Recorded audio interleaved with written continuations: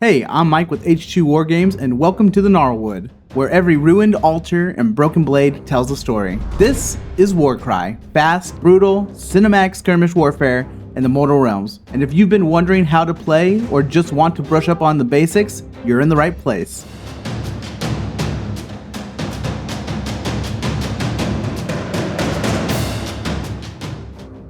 Every Warcry battle takes place on a battlefield that is 30 inches by 22 inches, filled with all sorts of vertical terrain, crumbling ruins, and cursed trees. This terrain, however, isn't just for show. It plays a huge role in gameplay. Fighters climb it, leap off of it, use it for cover, and sometimes even fall to their doom from it. So always remember, terrain isn't just scenery, it shapes your tactics, your movement, and your line of sight.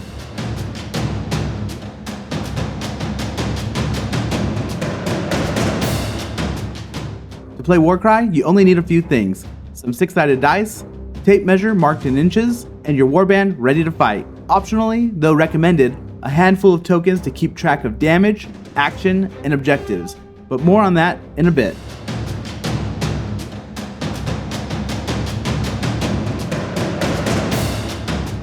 Can my fighter see theirs? That's a question you'll be asking a lot. A fighter is considered visible to another if you can draw an unobstructed line from any part of the attacker to any part of the target, not counting the base. If there's a wall, terrain, or another fighter in the way, that line of sight is broken. When in doubt, crouch down and check the battlefield from your fighter's perspective.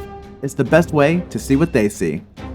Sometimes in Warcry, things happen all at once, or at least they seem to, and that's where sequencing comes in. Two rules trigger at the same time. The active player, the one whose turn it is, chooses the order during combat. Outside of that, whoever has initiative decides, and if all else fails, just roll off.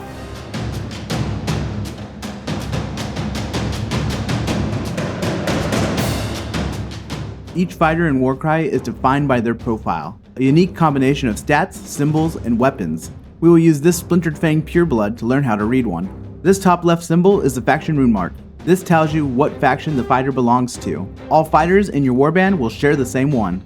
This shows the fighter's point value, which is how much the fighter costs to include in your warband. These little rune mark icons determine the fighter type and what special abilities the fighter can use.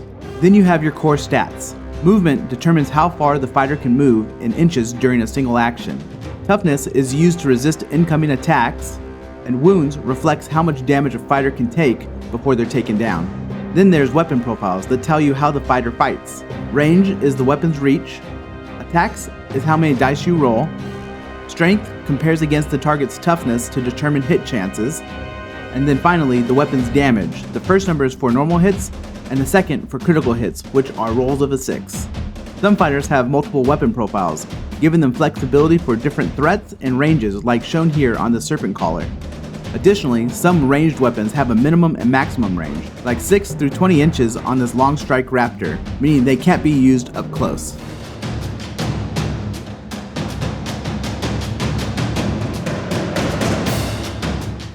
Before the game starts, you'll build your warband, a force of 3 to 15 fighters, all from the same faction and totaling no more than 1,000 points. You may include up to 3 heroes who are represented by this rune mark, as shown here on the Splintered Fang Trueblood, but at least one must be your leader. Once your warband is ready, it must be split into 3 battle groups: Dagger, Shield, and Hammer. When dividing your warband into battle groups, they must be split as evenly as possible. If you have 9 fighters, that's 3 in each. If you have 10, 2 groups will have 3 and 1 will have 4. These battle groups determine where and when your fighters arrive on the battlefield, based on the deployment card. You won't get to choose who deploys mid-game. It's all locked in before the first dice is even rolled.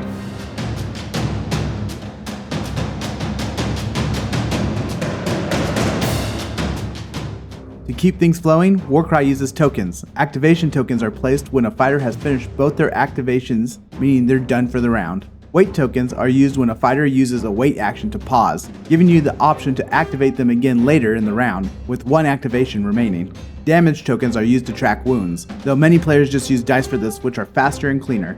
Objective tokens are placed on the battlefield when required by the mission, and warbands will contest and control them to score points. Treasure tokens appear in certain missions, allowing fighters to pick them up and carry them, but doing so slows them down and prevents them from disengaging. And that's your foundation, the battlefield beneath your feet, the tools in your hand, the warriors at your command. With these basics in place, you're ready to carve your legend into the heart of the Gnarlwood. If this guide helped you gear up for battle, let us know. Like, subscribe, and drop a comment to plant your banner in the Gnarlwood with us. And if you want to take your support one step further, check out our Patreon, grab some merch once available, or use our partner and Amazon affiliate links in the description below when stocking up on hobby supplies. It costs you nothing extra, but means everything to us. Your journey through the blood-soaked ruins has just begun. Thanks for watching, and may your crits be plentiful.